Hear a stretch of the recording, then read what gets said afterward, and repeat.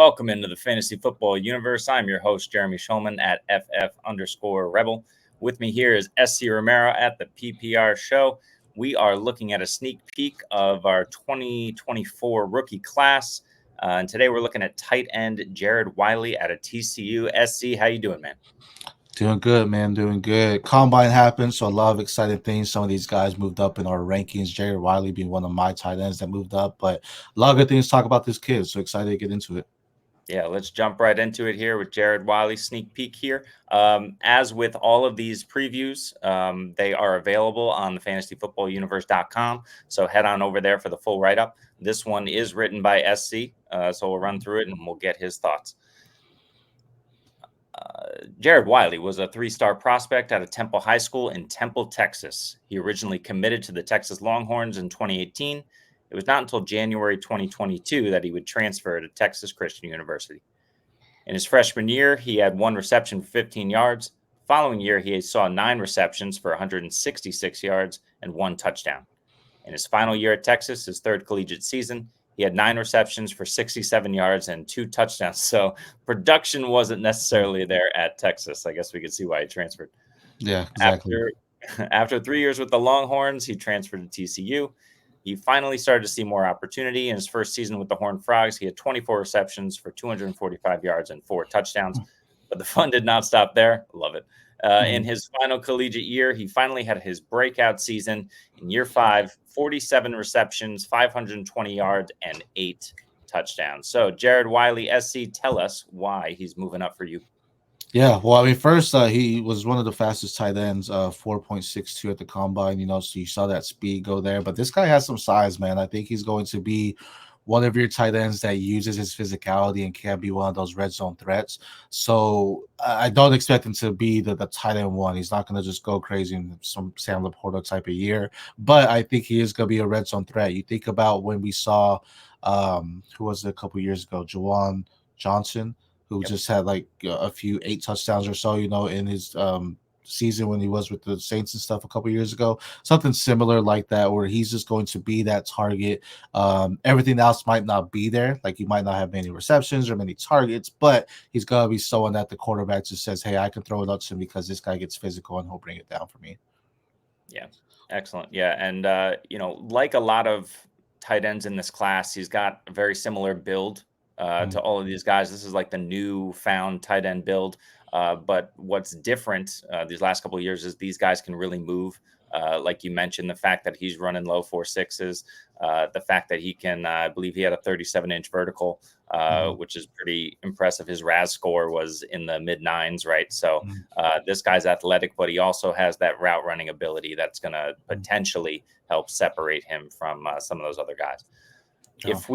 If we look at the measurables here, again, he's 6'6", 249 pounds. He is a bit on the older side, as you can see with his stats here, playing for 2 years at TCU there. He had that benefited from that COVID year. But as SC mentioned, he had the 8 touchdowns last year in 2023. Anything of note here in the stats, SC? No, I mean, we've talked about it or, in different cast with our players. This is the COVID year, if you will, anyways, for a lot of these guys. So we're going to see a lot of older guys, if you will, come out, and people may knock them, but it's just because they had COVID. So that whole year, you had some teams play more than 6 games or something like that, but that whole year is basically a wash year. 2020 is like an irrelevant year. Like no one really got to go out there and give their full potential. So for me, this year is like I'm not looking at the age type of year. Like, yes, that matters, but at the same time, I'm thinking about it as this is their 4th year in college because they got a canceled season that was out of their control, right? So This is a guy that you take it as you will. Yeah, being older it doesn't help. But at the same time, I think he has the capabilities to be a nice tight end. We're getting into those strengths there. You mentioned the route running. He has the awareness to find the open zones in that zone coverage. And that's something I always saw when he's getting the ball. It seemed like he was always open with no defenders around for 5 or so yards, but it's because he found that open zone, right?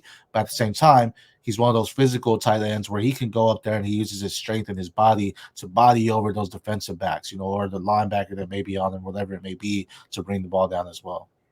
Yeah, Totally agree with you. I feel like, and I hate to use names because it sounds like comps, but it's not a comp.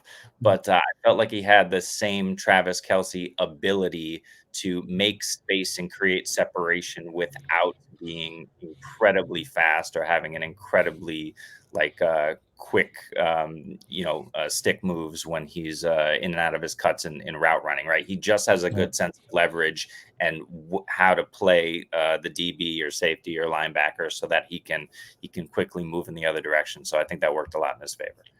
Great. So again, just moving to those strengths then, he's a good pass protector, does not get beaten off the snap, and knows how to utilize his hands when called to block. He's got good ball control when the ball's in his hands, so he's not putting it on the ground too much, which is great. He's a natural playmaker, soft and good hands when receiving the football and fighting for extra yards. Solid awareness, finds a weak spot in zone coverages efficiently, and he uses his side to his advantage. That Mhm. 6'6" frame we talked about. What do you think is his biggest strength? Um, Probably, being a pass protector. Not necessarily that that's the best strength for fantasy football, but that's gonna be his biggest strength because when you think about these tight ends, yes, for fantasy football, we want the receptions, we want the yards and the touchdowns, right? But that's not what gets them on the field. Yeah, I mean, of course, that's what matters, right? Get moving the chains and stuff like that. But I want a guy that's gonna go out there and pass block, a guy that's gonna see the field because they can trust him to be on the edge to allow the quarterback to get a couple extra seconds to get the ball to the wide receiver. It's going to allow him to see the field more. I think that is something that he did utilize well. Granted, he can get beat, but so can a lot of other guys. But he still does it well. That he's going to be efficient.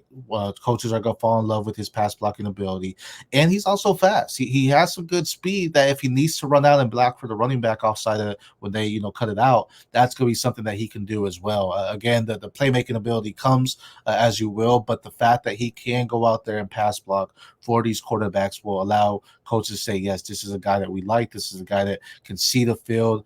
And again, I think he could be that red zone threat. It's not someone that's going to get 87 receptions, anything like that, but he could get 30, 40 with a few touchdowns here and there because he's that physical. As far as his weaknesses, he's big, but he can get bullied at the line, especially against top edge rushers. He's got stiff movement in his route running, does not catch and transition into a runner efficiently, and he struggles with his hip movement. He uses his size to make plays, but lacks smooth transitions when catching and turning or blocking edge rushers. As far as Mhm. his weaknesses, what do you see?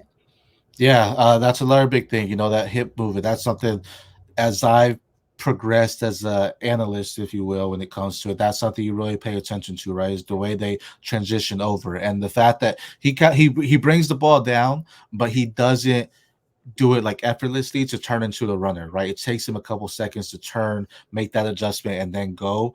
And at the next level, that can be critical, right? Because at the next level, all your defenders have that quick speed that if he takes a split second to do it, someone's already on him. Where in college football, hey, if guys are 5 yards away from you, you can make the adjustment, get a few extra yards. Not necessarily like that at the next level. So I feel that's going to be something that coaches are going to want to work with just to make sure he has that smooth transition, and that way he does get 5 or 6 extra yards after the catch and not just come down with the ball and then doesn't move the chains at all either. Yeah, and especially with a guy as big as he is, he's not a quick accelerator. Mhm. He's fast, but he's not doesn't have that burst. So if you don't Right. have the burst and you're not able to get into it as well with your quick hips, like you're saying, Right. you're dead in the water if they're trying to use you on screens and things like that. So absolutely something he needs to clean up for sure. And that affects him in the pass blocking too. I talk about elite Mhm. defenders can go around him. He does do great in the pass blocking, but an elite defender, elite edge rusher, what I mean is someone that can do the swim move, right? Or do the spin move to get around. If someone does that, he's got trouble adjusting to make sure he can still get the block. They're going to get around him pretty effectively there. Absolutely. So his expected draft capital, you have him going in the fifth round to an ideal landing spot. The Houston Texans. Now we know that just today the Texans did sign Dalton Schultz, so I imagine this is pre Dalton. That happened like what, an hour ago. So Yeah. I Yeah. imagine this is like pre Dalton Schultz ideas. Why did you pick Houston, and what are you thinking about that now? It was pre-Dalton Schultz signing, but I still like the spot because they have no depth at the tight end position. Like Jared White is not gonna go out there. He's not necessarily gonna be the starting tight end right out the gate. But they have no depth behind Dalton Schultz, and you saw that when he wasn't on the field, they had nothing at the tight end position. So this is a guy that can go in there, learn from Dalton Schultz, learn how to be an effective tight end at that next level, and possibly elevate as well. You know, you talk about breakout years. Kelsey didn't break out till a couple years later, right? A lot of these tight ends, Sam Laporta is one of those unicorns. Kyle Pitts had a great rookie season. You don't see it often for the rookies. It takes them a few years to get there, at least to be fantasy relative, if you will. And I think this is a good landing spot because he's young. He fits what I feel the Texas mindset is trying to be, and just gain that physicality in them, but also have some speed with them as well. So I think he can be something that could give Dalton Schultz a run for his money. But also, I had him here because I think Dalton Schultz is a great veteran that can teach him along the way as well. Yeah, and to your point as well, tight ends breaking out a little bit older with these, extra COVID years in all these guys' profiles, and we have a bunch of 24-year-olds coming out. Probably helps the tight end position more than most other positions. I don't know how you felt about the combine, but it just seems like there's a lot of not great tight ends, but a lot of pretty damn good tight ends in this particular class, and I imagine we're going to see that trend going forward as well. Yeah, I feel last year was a good class too, and if you're looking for a stud tight end, let's just say Brock Bowers. If you're looking at him and they didn't do this and Brock Bowers did, okay, but tight ends in college don't necessarily have those type of seasons, right? It's just not in the game plan to do it. You're either run first or just a passing air raid one, and the tight ends aren't really utilized as much as we see in some pro offenses. So I think that's something to consider when you look at these tight ends. I'm not in a tight end premium. Sure, we've seen them, 3 or 4 go in the second round, and then an extra 4 or 5 in the third round or whatever. But at the same time, I think these are guys that are good flyers to take at, especially when you're getting on your rate because you're like, man, I don't really know if I take this wide receiver in the third round. Go get your tight end 4 off the board, your tight end 3 off the board instead of the wide receiver 12 or 13 at that point, right? Because there may be a little bit more opportunity there for them. So, I mean, I'm excited for them. I think we have some exciting tight ends coming out, some guys that can't see the field because they have all around capabilities to make some plays on offenses. So, I think Jared Wiley fits that mold, and he's kind of an exciting tight end just to see because of his playmaking ability. Excellent. Totally agree.